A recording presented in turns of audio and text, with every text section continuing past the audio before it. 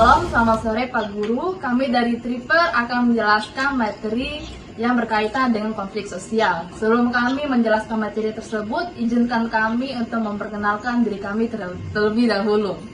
Kenalkan, nama saya Christine Adamis. Saya Serandi Sadira. Saya Yeremia. Yang pertama, saya akan menjelaskan yang poin A, pengertian konflik sosial. Ya, konflik sosial adalah suatu keadaan di mana terdapat pertentangan atau perbedaan antara individu atau kelompok dalam masyarakat yang dapat menyebabkan ketegangan, perselisihan, atau bahkan kekerasan. Terus yang bagian B itu jenis-jenis konflik sosial.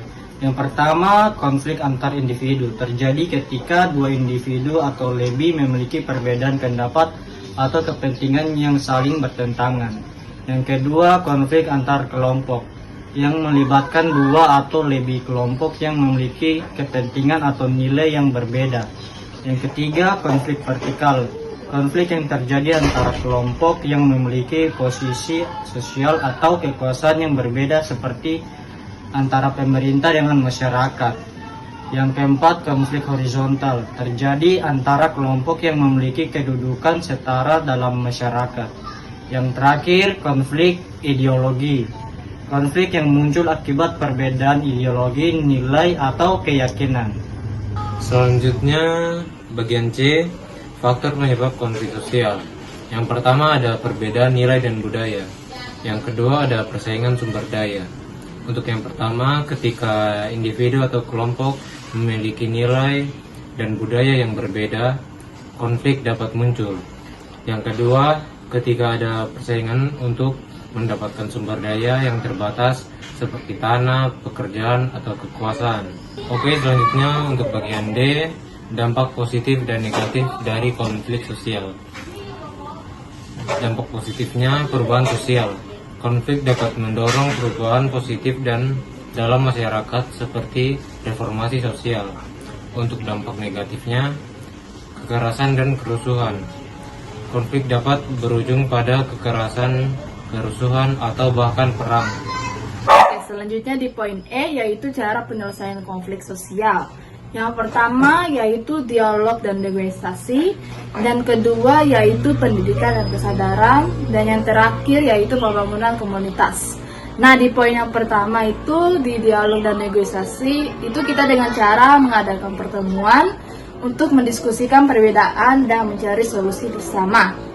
Yang kedua di pendidikan dan kesadaran, yaitu meningkatkan pemahaman tentang perbedaan budaya dan nilai untuk mencegah konflik. Terus yang terakhir yaitu membangun komunitas, itu dengan cara mendorong kerjasama dan kolaborasi antar kelompok untuk membangun hubungan yang lebih baik. Di poin yang terakhir, di sini kita disuruh analisis salah satu konflik sosial yang ada di Indonesia. Dan di sini kita punya kelompok akan mengambil pengusiran mahasiswa Papua yang ada di Yogyakarta. Riset konflik sosial yang saya ambil ini kita dapat dari detik.com.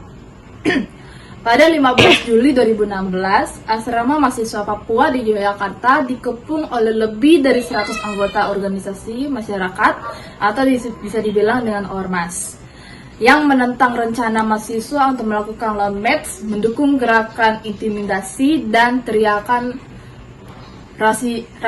rasialis.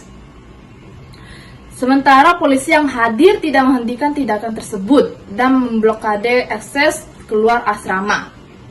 Akibatnya, mahasiswa terkurung selama 2 hari tanpa akses makanan yang memadai, meskipun ada upaya pengiriman makanan dari warga. Situasi ini menyebabkan tantangan psikologis dan trauma bagi mahasiswa. Beberapa ditangkap tetapi kemudian dibebaskan. Insiden ini mencerminkan ketegangan antara mahasiswa Papua dan kelompok tertentu, menunjukkan perlunya dialog untuk mencegah konflik serupa di masa depan.